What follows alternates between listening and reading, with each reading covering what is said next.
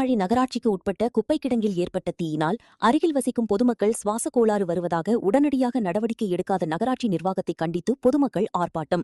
மயிலாடுதுறை மாவட்டம் சீர்காழி ஈசானிய தெருவில் நகராட்சிக்கு சொந்தமான குப்பை கிடங்கு உள்ளது.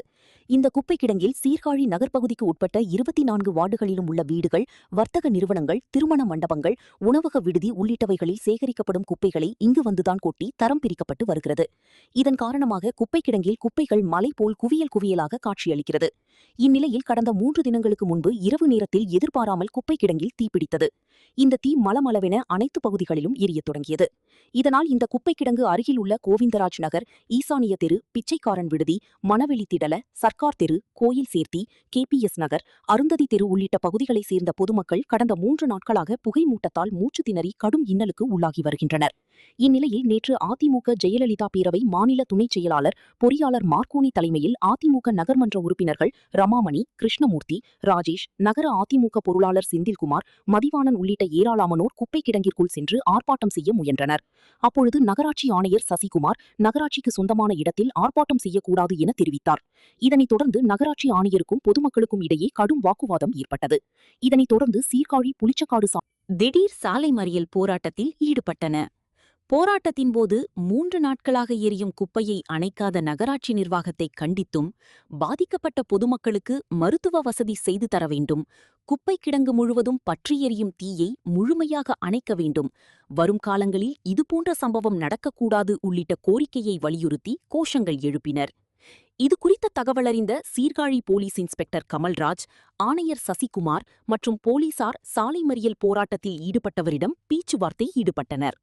அப்பொழுது கூடுதல் தீயணைப்பு நிலைய வாகனம் மற்றும் தனியார் டேங்கர் லாரி ஆகியவற்றை கொண்டு வந்து தீயை அணைக்க நடவடிக்கை எடுக்கப்படும் என தெரிவித்ததன் பெயரில் போராட்டக்காரர்கள் சாலை மறியல் போராட்டத்தை கைவிட்டனர். இந்த சாலை மறியல் போராட்டத்தால் சீர்காழி புளிச்சக்காடு இடையில் போக்குவரத்து பாதிக்கப்பட்டது. அனைவருக்கும் வணக்கம். இது சீர்காழி நகராட்சியோட குப்பை கிடங்கு ஈசானிய தெருல அமைஞ்சிருக்குங்க.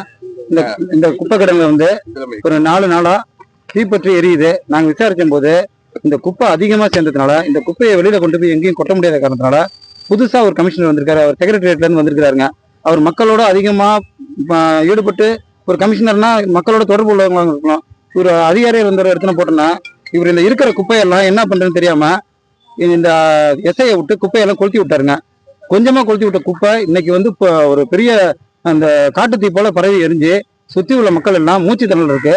இது நாங்க ஒரு 10 கவுன்சிலர் உள்ள போய் இந்த மாதிரி இருக்கு, இது அமைக்கணும், இதுக்கு ஏதாச்சும் வழி சொல்லுங்கன்னு சொன்னா, யாரை கேட்டு நீங்க குப்பை கிடங்கு உள்ள வரீங்க அப்படின்னு அவர் கேட்டாரு.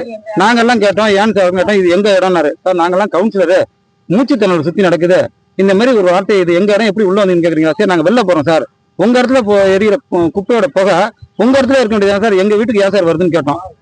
இல்லன்னு சொல்லிட்டு அவரு ஒரு ரொம்ப மரியாதை குறைவா எல்லாரையும் நடத்துற அளவுக்கு ஒரு அதிகாரியா இருக்கிறாருங்க. எல்லாரும் போய் ஒரு மக்கள் ஒரு அதிகாரிகள்கிட்ட தான் போய் கேட்க முடியும்.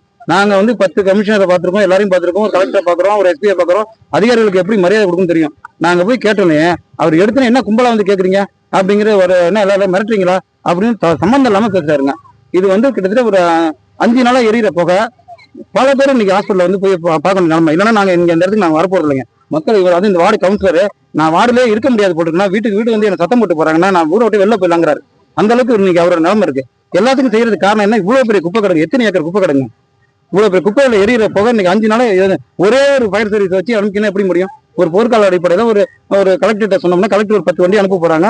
மக்களையும் கூப்பிட்டு எல்லாரையும் கூப்பிட்டு ஒற்றுமையை சேர்த்து அமைக்க வேண்டிய இடத்துல கதவை சேர்த்துக்கிட்டு ஒரே ஒரு வண்டியை வச்சு அமைக்கிறேன்னு சொல்லி ஒரு போர்வையில அவங்களே மேற்கொண்டு கொடுத்துட்டு இருக்காங்க. ஏன்னா கமிஷனர் எங்க இருக்காருங்க, இங்க வாழ முடியல. நீங்க எல்லா நிருபரும் இங்க வந்தீங்க, 10 நிமிஷம் நிக்க முடியுது அந்த இடத்துல, சொல்லுங்க.